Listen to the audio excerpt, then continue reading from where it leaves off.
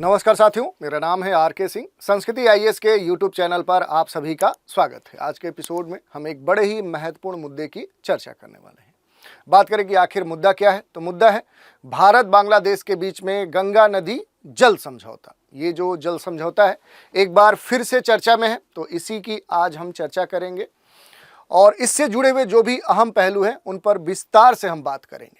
बात करें तो पिछले कुछ दिनों से भारत बांग्लादेश के बीच में जो संबंध है, जो स्थितियां हैं, वो बड़ी ही तनावपूर्ण हैं। और इस कारण से देखें तो जब से बांग्लादेश में जो शेख हसीना सरकार है वो अपदस्थ हुई है और वहाँ पर यूनुस के नेतृत्व में जो अंतरिम सरकार बनी, और उसके बाद की जो स्थितियां हैं वो आप सभी से छुपी हुई नहीं है। और इस कारण से देखें तो भारत बांग्लादेश के बीच में जो भी संबंध थे वो कहीं ना कहीं मुश्किल में पड़े हुए हैं। इसमें सबसे महत्वपूर्ण बात ये हो जाती है कि भारत जो है वो हमेशा बांग्लादेश के लिए खड़ा रहा है, उसके हित की बात करते रहा है। लेकिन वर्तमान में देखें, जब से वहाँ पर शेख हसीना की सरकार अपदस्थ हुई है, उसके बाद से जो बांग्लादेश है वहाँ की जो सरकार है वो भारत के खिलाफ बोल रही है, बोल ही नहीं रही है। भारत का हमेशा अहित करने की मंशा रखने वाले पड़ोसी देश पाकिस्तान से जाकर सट चुकी है। और इस कारण से भारत बांग्लादेश के बीच में जो तनाव है वो और बढ़ता हुआ दिख रहा है। इस कारण से देखें तो कई सारे जो समझौते हैं उन पर भी पानी फिरने की आशंका जताई जा रही है। लेकिन इसका मतलब ये नहीं है कि वर्तमान में भारत बांग्लादेश के बीच में कोई संवाद स्थापित नहीं हो रहा, कोई डायलॉग नहीं हो रहा है। ऐसा बिल्कुल भी नहीं है। हाल ही में देखें तो भारत बांग्लादेश के बीच में जो तनाव है, इस तनाव के बावजूद भी संवाद जारी है। ऐसा हम क्यों कह रहे हैं, तो हाल ही में आप देखेंगे तो ओमान में आयोजित जो हिंद महासागर सम्मेलन 2025 है, इस सम्मेलन के दौरान ही जो भारत के विदेश मंत्री एस जयशंकर हैं वो इस सम्मेलन में भारत का प्रतिनिधित्व करने के लिए गए हुए हैं। और वहाँ पर विदेश मंत्री दुनिया के कई सारे जो इस सम्मेलन में भाग लेने वाले अलग अलग देशों के जो प्रतिनिधित्व हैं, या फिर वहाँ के जो विदेश मंत्री हैं या वहाँ के विदेश मंत्री के जो सुरक्षा सलाहकार हैं, उनसे मुलाकात की। इनमें ईरान, भूटान, ओमान और इन्हीं में शामिल था भारत का पड़ोसी देश बांग्लादेश भी। वहाँ पर देखें तो भारतीय विदेश मंत्री ने आपसी हितों से जुड़े हुए जो भी मुद्दे हैं उन पर इन विभिन्न देशों के जो प्रतिनिधि थे उनसे बात की। और इसी संदर्भ में जो बांग्लादेश है, बांग्लादेश के विदेश मंत्रालय के जो सलाहकार हैं मोहम्मद तौहीद हुसैन, उनसे भी खास तौर पे भारतीय विदेश मंत्री की बात हुई। वहाँ पर अगर देखें तो जो बांग्लादेश के जो सुरक्षा सलाहकार हैं उन्होंने खास तौर पे भारत के सामने अपील रखी, भारत से गुहार लगाई कि भारत अब गंगा जल समझौते को अच्छे से लागू करे, अच्छे से उसे अप्लाई के स्तर पे लाए। और इसके लिए देखें तो एक तरह से बांग्लादेश भारत के सामने झुक भी चुका है, क्योंकि अभी तक स्थितियां पूरी तरह से उल्टी थी। वहाँ के जो भी सरकार है, सरकार से जुड़े हुए जो भी प्रतिनिधि थे, हमेशा भारत के खिलाफ आग उगलने का काम कर रहे थे। लेकिन अब धीरे धीरे जो बांग्लादेश है उसकी जो हेकड़ी है वो कम होती दिख रही है। और इसका प्रमाण आपको हिंद महासागर सम्मेलन 2025 में वहाँ के विदेश मंत्रालय की जो अपील अब लगाई गई है भारत से कि वो गंगा नदी जल समझौते को और अच्छे से लागू करे। क्योंकि ये जो समझौता हुआ था 1996 में, ये समझौता दोनों देशों के बीच में हुआ था और ये 30 वर्षों के लिए हुआ था। अब 2026 में ये समझौता समाप्त होने वाला है। तो इस कारण से अब जो बांग्लादेश की छटपटाहट है वो दिखती यहाँ पर प्रतीत हो रही है। और क्यों हो रही है उस पर भी हम बात करेंगे कि ये जो नदी जल समझौता है बांग्लादेश के लिए इतना महत्वपूर्ण क्यों है कि अब बांग्लादेश भारत के सामने झुक रहा है। ये सारी बातें हैं जिन पर हम एक एक करके देखेंगे। ये भी देखेंगे कि आखिर ये गंगा नदी जल समझौता है क्या, कब किया गया था, इसकी पृष्ठभूमि क्या थी, विवाद दोनों देशों के बीच में क्या था जिसके समाधान के लिए ये जो नदी जल समझौता है ये किया गया था, या इससे जुड़े हुए बहुत सारे पक्ष हैं कि जल के बंटवारे को लेकर, यानी गंगा नदी के जल के बंटवारे को लेकर इस समझौते में क्या बातें तय की गई, प्रवाह, नदी के जल प्रवाह को लेकर क्या कहा गया, और समझौते का आखिर महत्व दोनों देशों के लिए क्या है।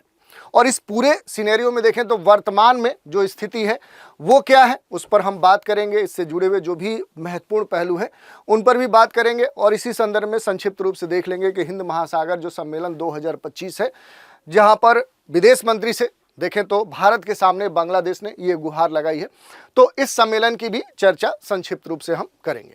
चलिए थोड़ा सा शुरुआत करते हैं। बांग्लादेश ने भारत से गंगा जल समझौते को लागू करने की अपील की है और अब एक तरह से उसकी जो स्थिति है वो काफ़ी दयनीय दिख रही है, क्योंकि इस समझौते का जो महत्व है बांग्लादेश के लिए भारत से कहीं और अधिक महत्वपूर्ण है। तो इस कारण से ये अब चर्चा में है। थोड़ा सा देखेंगे तो न्यूज़ हमने पहले ही डिस्कस कर ली कि अब ये जो हिंद महासागर सम्मेलन 2025 है, ओमान की जो वहाँ ओमान का जो शहर मस्कट है वहीं पर ये सम्मेलन हुआ और इसी सम्मेलन में जो भारतीय विदेश मंत्री हैं उन्होंने दुनिया के बहुत सारे जो इस सम्मेलन में भाग लेने वाले जो देश थे, ईरान, भूटान, ओमान, बांग्लादेश, उनके प्रतिनिधियों से बात की और दोनों देशों के बीच में देखें खास तौर पे जो भी महत्वपूर्ण जो मुद्दे हैं उन पर द्विपक्षीय मुलाकात हुई और जो भी इन देशों के बीच में आपसी हित से जुड़े हुए जो मुद्दे थे उन पर खास तौर पे बातें हुई। और उसी क्रम में आप देखेंगे तो विदेश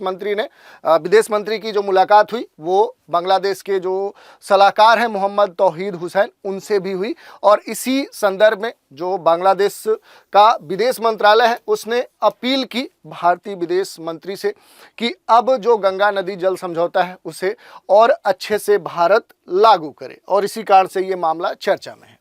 तो ये हमने पूरा देख लिया। इसमें अगर हम बात करें तो जो भारतीय विदेश मंत्री जयशंकर हैं, इनकी जो मुलाकात अभी हुई है, ये जो मुलाकात जिसकी हम बात कर रहे हैं बांग्लादेश से, तो सत्ता परिवर्तन जब से बांग्लादेश में हुआ है उसके बाद से देखें तो अंतरिम जो सरकार बनी थी उसके विदेश मंत्रालय के प्रभारी के साथ विदेश मंत्री की ये दूसरी कह सकते हैं कि द्विपक्षीय मुद्दों पर या कहें दोनों के बीच में जो भी आपसी हित के मुद्दे हैं उनसे जुड़े हुए मुद्दों पर ये दूसरी मुलाकात कह सकते हैं।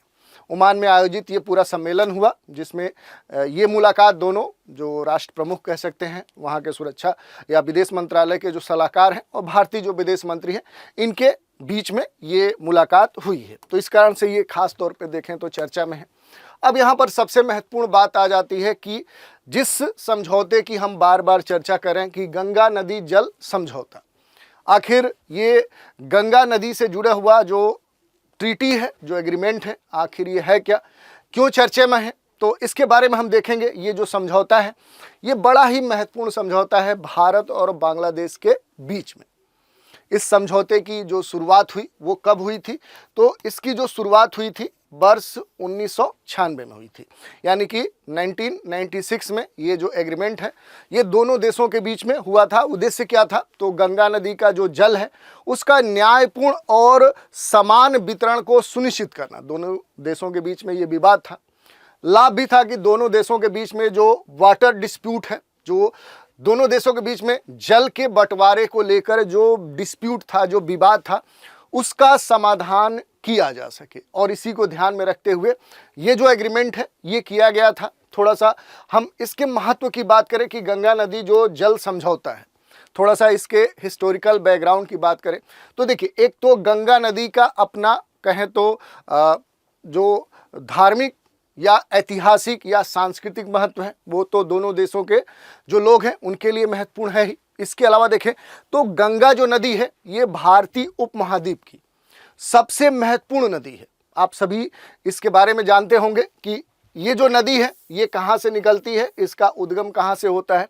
तो जो गंगा नदी है आप देखेंगे कि जो उत्तराखंड है, उत्तराखंड के यहीं पर जो गोमुख है, गोमुख में जो गंगोत्री ग्लेशियर है वहीं से ये नदी निकलती है। फिर आगे बढ़ते हुए दूसरी तरफ से जो अलकनंदा नदी आती है वो इससे मिल जाती है और फिर ये रुद्रप्रयाग में दोनों नदियां मिलती हैं। वहीं से जो एक तरफ से गोमुख से जो भागीरथी नदी निकलती है और इधर से जो अलकनंदा नदी आकर रुद्रप्रयाग में मिलती है, तो यहीं के बाद इस नदी का जो नाम है वो गंगा पड़ जाता है।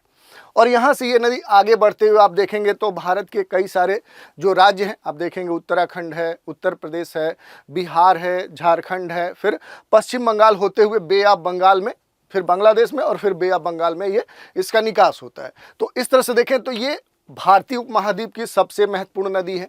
इसका काफ़ी महत्व है। देखें खास तौर पे अगर एग्रीकल्चर के दृष्टिकोण से देखें तो ये लाखों जो किसान हैं उनके लिए जीवनदायिनी है, लाइफ लाइन कही जाती है। पीने के स्वच्छ जल के दृष्टिकोण से देखें तो इसका जो जल है वो काफ़ी मायने रखता है। इंडस्ट्री के दृष्टिकोण से देखें, घरेलू जो ज़रूरतें हैं उनके दृष्टिकोण से जो गंगा नदी है ये काफ़ी महत्व रखती है। और इसी कारण से देखें तो कहीं न कहीं जो नदी है, नदी का जो जल स्रोत है, चूँकि ये भारत और उसके बाद फिर बांग्लादेश में ये नदी प्रवेश करती है। ये अलग बात है कि जब ये नदी बांग्लादेश में प्रवेश करती है तो इसका जो नाम है वो गंगा के बजाय देखें तो इसका नाम परिवर्तित होकर पद्मा हो जाता है। फिर आगे बढ़ते हैं तो एक दो और छोटी नदियाँ आकर मिलती हैं, जैसे मेघना, और कुछ लोग स्थानीय जो लोग हैं फिर इस पद्मा को ही मेघना कहते हैं। उसके बाद ये जो नदी है यहाँ पर एक तरह से डेल्टा बनाते हुए बे ऑफ बंगाल में मिल जाती है।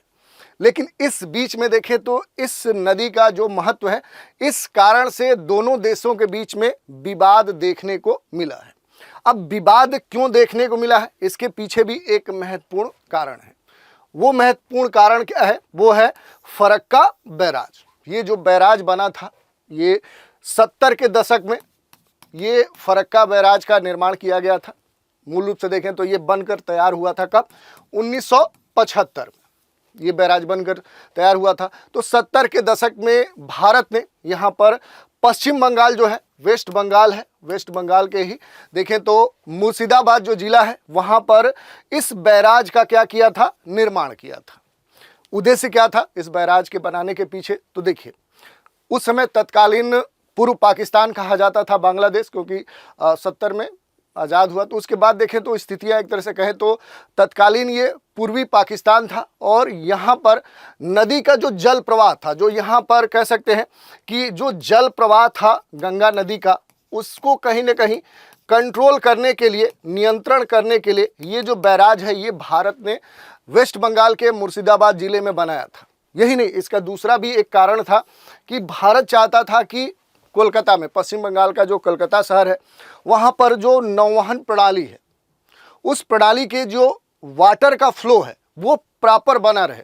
और इस कारण से भी इस गंगा नदी पर जो बैराज है, बैराज आप जानते होंगे, जो नदी होता है उसका जो जल का प्रवाह होता है उसे नियंत्रित करने के लिए बनाया जाता है। अपने हिसाब से जितना जल छोड़ा जाना चाहिए उतना वहाँ से, जैसे इधर से मान लिए एक नदी आ रही है और यहाँ पर अगर ये बैराज बना दिया गया तो यहाँ पर अलग अलग गेट्स होते हैं, तो यहाँ से जितनी मात्रा में चाहा जाए उतना ही जल यहाँ से छोड़ा जाता है।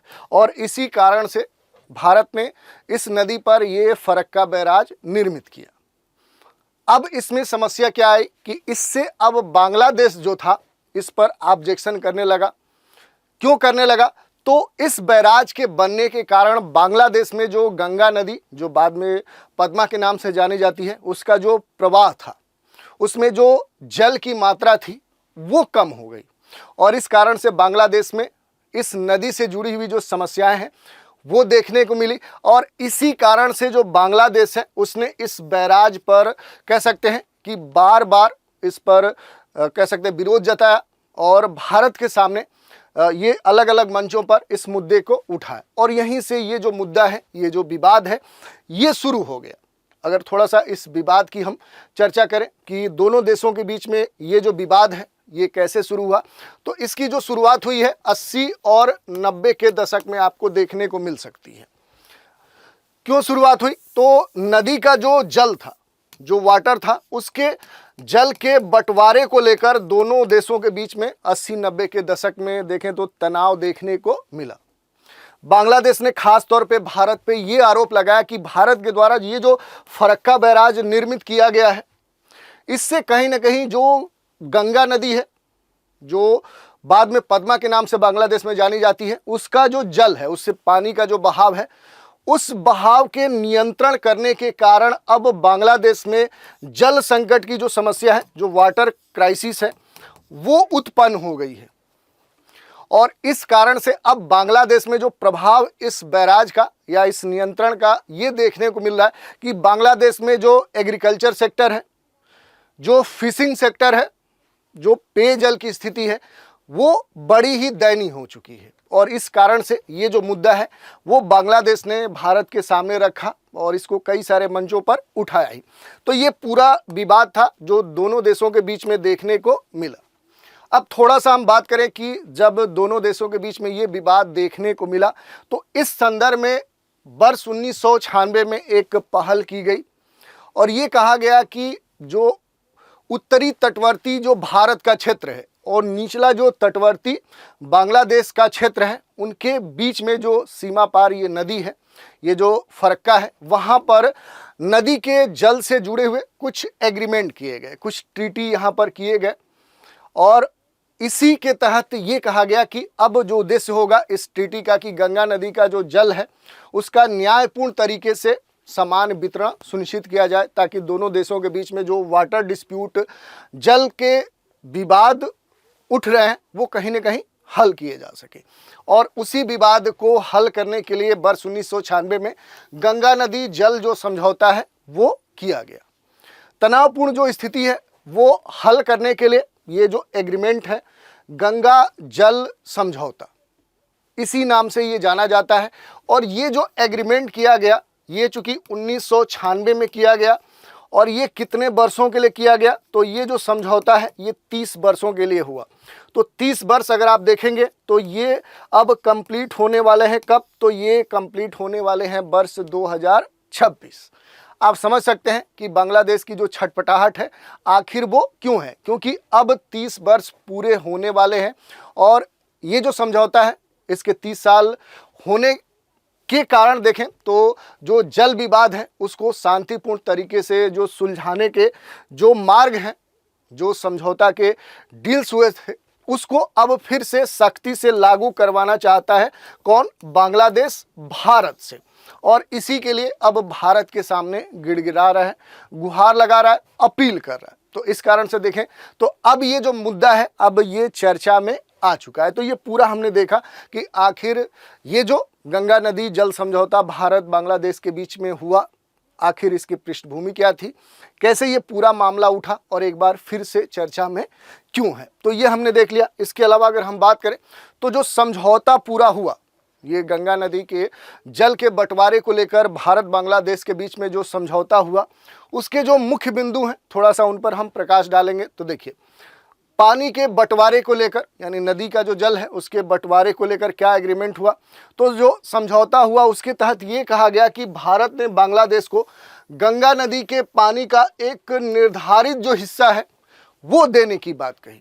ऐसा नहीं है कि ये कह दिया गया कि आधा आप ले लो आधा, ऐसा कुछ नहीं है, एक निर्धारित लिमिट तय की गई और उसकी बात मेंशन की गई इस समझौते में। दूसरी बात देखिए, फरक्का जो बैराज है, इस बैराज से बांग्लादेश तक पानी का जो प्रवाह है वो इस एग्रीमेंट के तहत सुनिश्चित किया जाएगा, यानी कि वो इतनी सीमा होगी, जल इतना यहाँ से आगे बढ़ने दिया जाएगा इस फरक्का बैराज से आगे कि बांग्लादेश में जो जल संकट है उसकी स्थिति उत्पन्न नहीं होनी चाहिए। वहाँ न्यायपूर्ण तरीके से जो भी बांग्लादेश का विकास है, जैसा कि हमने बताया कि वहाँ पर जो कृषि क्षेत्र है, जो मछली पालन है, जो पेयजल की समस्या है या अन्य जो भी लाभ इस नदी के जल से बांग्लादेश को मिल रहा था वो फायदा सुनिश्चित किया जा सके, ये बात कही गई। पहला पॉइंट इस एग्रीमेंट में, इस समझौते के तहत ये भी कहा गया कि बांग्लादेश को 35,000 क्यूसेक, जिसे हम क्यूबिक फीट प्रति सेकंड कहते हैं, पानी देने की बात इस एग्रीमेंट में कही गई। जो मुख्य रूप से देखें तो मार्च से मई का जो महीना होता है उस समय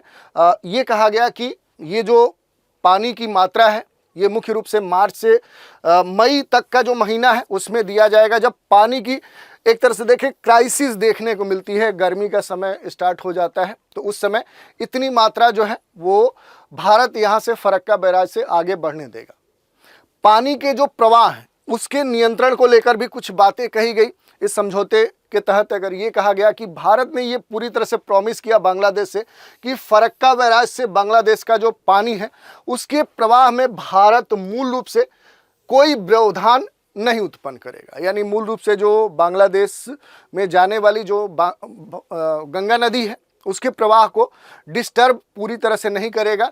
यदि पानी की मात्रा में कमी होती है तो दोनों देशों के बीच में फिर से एक बार जो समस्या उत्पन्न हुई है उस पर बातचीत होगी और उसके समाधान का प्रयास किया जाएगा, ये बात भारत के द्वारा कही गई थी। इसके अलावा देखिए, ये पूरा जो समझौता हुआ गंगा नदी जल समझौता भारत बांग्लादेश के बीच में, इसका आखिर सिग्निफिकेंस क्या है, ये सबसे महत्वपूर्ण है। तो देखिए, पानी का जो न्यायपूर्ण बंटवारा की हम बात कर रहे हैं, इससे कहीं ना कहीं दोनों देशों के हित जुड़े हुए हैं। और ये जो समझौता है दोनों देशों के बीच में, जो गंगा नदी है इसके पानी के बंटवारे को लेकर है। और ये बंटवारा तभी हो सकता है जब न्यायपूर्ण तरीके से, पारदर्शी ढंग से इस पूरे समस्या का समाधान किया जा सके। और इसके तहत जो दोनों देश थे, इनको क्या है कि पानी का समान रूप से लाभ मिलता रहे। जो दोनों देशों की जल जरूरतें हैं, देखें तो ये जो नदी है इसका अधिकांश जो भाग है वो भारत से गुजरता है। और पहले ये जो उत्तरवर्ती तटवर्ती जो भारत है वहाँ से ये पूरी नदी गुजरती है, फिर निचले तटवर्ती बांग्लादेश में प्रवेश करती है। तो इस नदी का देखें तो अधिकांश जो भाग है वो भारत से गुजरता है। और अगर भारत चाह ले तो बैराज के द्वारा इस नदी का जो जल है उसको पूरी तरह से कंट्रोल कर सकता है। लेकिन इस मामले में ये कहा गया कि चूंकि भारत हमेशा बांग्लादेश का सपोर्ट करते रहा है, भारत का पड़ोसी देश है और अपने पड़ोसी देशों के साथ जो भारत के संबंध हैं वो हमेशा अच्छे रहे। भारत ने अपने तरफ से हमेशा पहल की है कि पड़ोसी देशों के साथ जो संबंध है वो हमेशा अच्छे रहें। और उसके तहत ये बात स्पष्ट कर दी थी भारत ने कि हम पूरी तरह से न्याय करेंगे बांग्लादेश के साथ। तो ये बातें कही गई।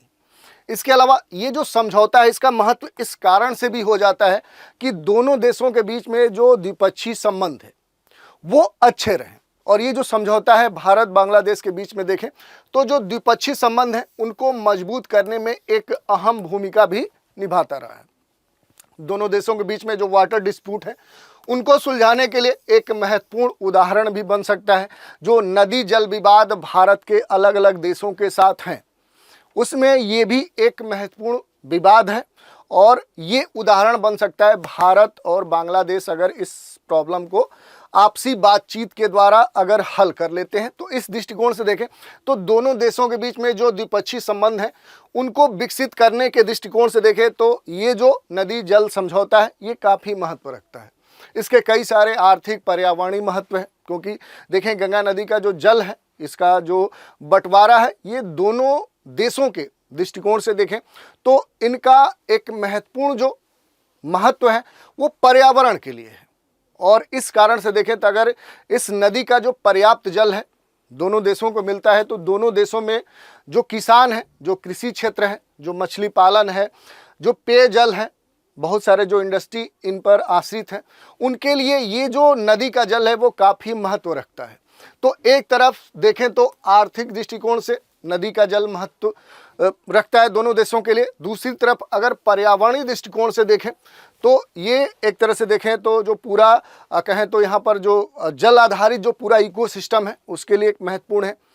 वहाँ के अलग अलग देखें समुदाय के स्तर पे तो उनके लिए भी ये महत्वपूर्ण है। तो इसके जो लाभ हैं वो दोनों देशों के लिए आर्थिक और पर्यावरणीय दोनों स्थितियों में महत्व रखता है।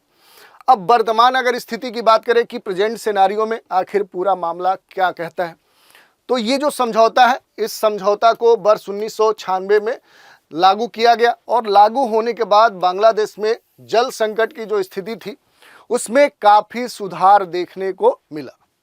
लेकिन उस सुधार के बावजूद भी जो बांग्लादेश है उसके द्वारा पानी की जो मात्रा है वो कम भेजे जाने को लेकर अक्सर भारत के सामने जो शिकायतें हैं वो देखने को मिलती हैं। और वो कहता है कि भारत जानबूझकर जो गंगा नदी जल समझौता है उसको सही तरीके से लागू नहीं कर रहा और इस कारण से भारत में जल संकट की समस्या उत्पन्न हो चुकी है। इस कारण से बांग्लादेश में सूखा, जो जलवायु परिवर्तन है, इस तरह की जो समस्या है वो खुलकर देखने को मिल रही है। और ऐसी जो समस्याएं हैं इनको बांग्लादेश अलग अलग कह सकते हैं कि मंचों पर उठाते रहा। जैसे अभी आप देख सकते हैं कि अभी ओमान में जो हिंद महासागर सम्मेलन 2025 हो रहा है, इस सम्मेलन में भी जो बांग्लादेश है वो भारत के सामने फिर से इस मुद्दे को उठा चुका है। तो इस कारण से ऐसी स्थितियां देखने को मिलती हैं और इस प्रकार से इस मुद्दे को लेकर दोनों देशों के बीच में अक्सर जो संवाद है, जो डायलॉग है, वो देखने को मिलती है। समझौता चूंकि कब समाप्त होने वाला है, तो ये समझौता जो गंगा नदी जल समझौता है ये 2026 में समाप्त होने जा रहा है। तो अब बांग्लादेश इसलिए छटपटा रहा है कि अगर जो दोनों देशों के बीच में जो स्थितियां हैं वो तनावपूर्ण है और कोई संवाद अगर स्थापित नहीं होता है तो ये जो समझौता है ये फिर नया नहीं होगा, इसका नवीनीकरण नहीं होगा और फिर से एक बार बांग्लादेश में क्या हो सकता है, जल संकट की स्थिति उत्पन्न हो सकती है। और फिर अब बांग्लादेश इसी समस्या को ध्यान में रखते हुए अब भारत के सामने एक तरह से झुक चुका है और वो अपनी अपील, अपनी गुहार भारत से लगा चुका है। तो ये महत्वपूर्ण हो जाता है क्योंकि जो बांग्लादेश है उसका अधिकांश जो क्षेत्र है वो जल आधारित है, उसका जो विकास है, उसका जो परिवहन है, उसकी जो अर्थव्यवस्था है वो कहीं ना कहीं जल आधारित है। और उन्हीं में से बांग्लादेश में अगर देखें तो जो ये नदी प्रवाहित होती है इसका जो महत्व है वो एक तरह से बांग्लादेश के लिए भी हार्ट लाइन की तरफ से है। तो इस कारण से ये जो मुद्दा है अब एक बार फिर सामने आ चुका है। तो इसी से जुड़े हुए जो भी महत्वपूर्ण बातें थी उन पर हमने बात की। अब थोड़ा सा हम बात कर लेते हैं, चूंकि ये जो मुद्दा उठा था कहाँ पर उठा था, तो हिंद महासागर जो सम्मेलन है वहीं पर ये मुद्दा उठाया गया था। तो थोड़ा सा इस सम्मेलन के बारे में भी देख लेते हैं। ये जो सम्मेलन है हिंद महासागर सम्मेलन, इसकी जो शुरुआत हुई थी वो कब हुई थी, तो इसकी शुरुआत 2016 में हुई थी। पहला जो सम्मेलन है वो श्रीलंका की जो राजधानी कोलंबो है वहाँ पर किया गया था। और ये जो सम्मेलन है ये भारतीय विदेश मंत्रालय और अन्य जो अंतर्राष्ट्रीय साझेदार हैं उनके द्वारा इसका आयोजन किया जाता है। इसके अलावा ये जो सम्मेलन है, ये जो सम्मेलन का आयोजन किया जाता है, इसका जो उद्देश्य है वो अलग अलग जो क्षेत्र हैं उन क्षेत्र और देशों के बीच में जो समुद्री साझेदारी है उसके लिए एक मंच पर सबको लाना, ताकि सभी का जो सागरी हित है, जो सुरक्षा है, जो विकास है, उसके लिए एक क्षेत्रीय स्तर पे जो सहयोग है उस संभावना पर विचार विमर्श किया जा सके। और उसी को ध्यान में रखते हुए फिर से एक बार ओमान शहर के मस्कट में, ओमान देश के मस्कट शहर में इसका आयोजन हुआ और यहाँ पर भारत के प्रतिनिधि के तौर पे जो भारतीय विदेश मंत्री हैं वो इसमें शामिल हुए हैं। इसके अलावा एक दो और बातें हैं, जैसे भारत फाउंडेशन ने ओमान के विदेश मंत्रालय के सहयोग से 8वां हिंद महासागर सम्मेलन 16 से 17 फरवरी मस्कट ओमान में ये आयोजित किया। और इसका जो विषय है ये और भी महत्वपूर्ण है, समुद्री साझेदारी के नए क्षितिज की यात्रा। तो ये इसका थीम था। इसी थीम के साथ ओमान में ये जो सम्मेलन है ये आयोजित किया गया था। पूरी चर्चा हमने देखी, इससे जुड़े हुए जो विभिन्न आयाम थे, पहलू थे, उन पर हमने बात की। अब इसी पर आधारित एक प्रश्न देख लेते हैं। प्रश्न है, हिंद महासागर सम्मेलन की जो शुरुआत हुई थी वो कब हुई थी? 2014 में, 2015 में, 2016 में या फिर 2017 में? तो इस तरह से हमने पूरा आज डिटेल में बात की कि आखिर भारत बांग्लादेश के बीच में जो तनाव की स्थितियां हैं, क्या उसके बावजूद दोनों देशों के बीच में कोई डायलॉग स्थापित नहीं हो रहा? तो ऐसा कुछ भी नहीं है। दोनों देशों के बीच में जो भी स्थितियां हैं उनके बावजूद भी संवाद जारी है। और इसी संवाद के तहत जो हिंद महासागर सम्मेलन 2025 ओमान में इसका आयोजन हुआ, वहां पर बांग्लादेश और भारत के बीच में खास तौर पे बातचीत हुई और विभिन्न जो द्विपक्षीय मुद्दे हैं उन पर बातचीत हुई। आपसी जो हित से जुड़े हुए मुद्दे थे उन पर भी चर्चाएं हुई। और उसी में से एक महत्वपूर्ण मुद्दा था बांग्लादेश भारत के बीच में जो गंगा नदी जल समझौता है। चूँकि ये जो समझौता है ये 2026 में समाप्त होने की इसकी तिथि है, तो इस कारण से अब बांग्लादेश परेशान है कि अगर ये समझौता फिर से रिन्यू नहीं हुआ, इसका नवीनीकरण नहीं हुआ, तो फिर बांग्लादेश में एक बार फिर से जल संकट की स्थिति उत्पन्न होना तय है। चूँकि इस समय वैसे भी बांग्लादेश की जो स्थिति है वो काफ़ी ख़राब है और इसी में अगर एक समस्या और आ गई तो फिर भारत के सामने देखें तो झुकने के अलावा बांग्लादेश के सामने कोई विकल्प नहीं दिखा। और इसी कारण से कहीं ना कहीं बांग्लादेश जो है वो भारत के सामने गुहार लगा रहा है कि ये जो समझौता है इसको आगामी वर्षों में फिर से रिन्यू किया जाए और इसके और सख्ती से लागू किया जाए। तो ये पूरा मुद्दा था जिसकी चर्चा हमने की और इससे जुड़े हुए जो भी अहम पहलू थे उन पर भी बात की। तो आज के एपिसोड में इतना ही। आप सभी हमारे साथ बने रहें, इसके लिए धन्यवाद।